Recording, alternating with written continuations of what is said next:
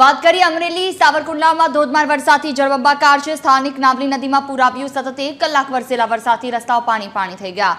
વડા અને પીઠવડી સહિત ગ્રામ્ય પંથકમાં મેઘમહેર છે। નીચાણવાળા વિસ્તારોમાં પાણી ભરાતા લોકો પરેશાન થયા।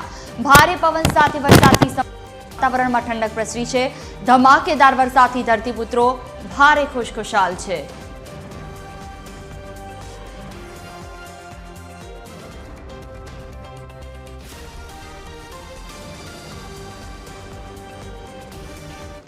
વધુ માહિતી સાથે સંવાદદાતા પરેશ ફોન લાઈન પર જોડાયા છે અમારી સાથે। જી પરેશ, સાવરકુંડલામાં વરસાદ વરસ્યો છે, કેવી પરિસ્થિતિ હાલમાં?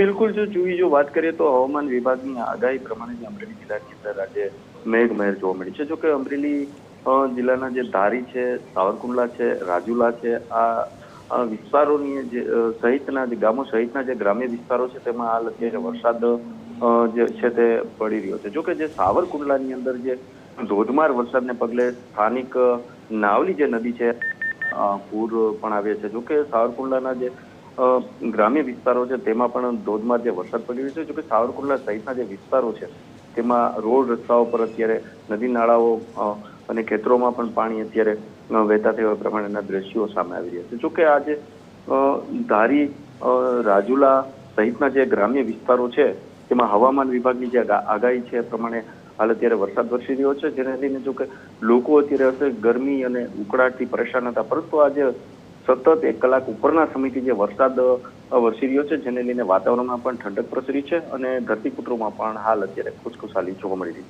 છે। જી બિલકુલ, તમામ જાણકારી બદલ આભાર।